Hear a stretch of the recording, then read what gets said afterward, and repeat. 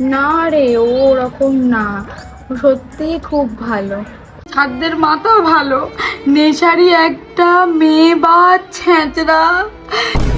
এত ভালো, কোনো মেয়ের সাথে কথা বলে না। মেয়ে কি, কোনো ছেলের সাথে অব্দি কথা বলে না, যদি আমি ওকে গিয়ে ভাবি সেই জন্য।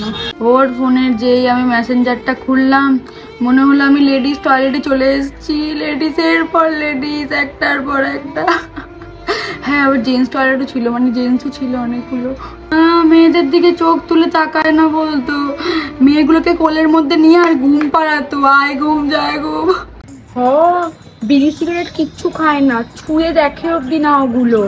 ওরকম ছেলেই ও না। ওর ঠোঁটটা কালো, ও বললো জন্ম থেকেই ঠোঁটটা ওরকম কালো।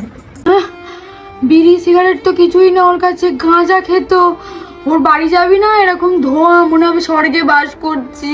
মদ খেয়ে রোজ রাতে পড়ে থাকতো, আর আমি ভাবতাম কিচ্ছু খায় না। না, বেশিক্ষণ কথা বলতে পারে না, কেন কি ও জব করে না, বিজি থাকে সেজন্য। বাট আমি কোথায় যাচ্ছি, কি করছি, সব খোঁজ নিয়ে রাখে, এত কেয়ারিং নিয়ে। জব করতো না, ছাদের মাথা, খালি ক্যারাম খেলতো গিয়ে।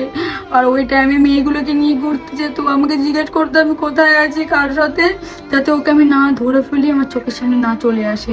আমি যেখানে থাকতাম তার অন্যদিকে মেয়েগুলোকে নিয়ে ঘুরতো। প্রত্যেকবারের হয়ে গেছে, আর প্রেম করবো না।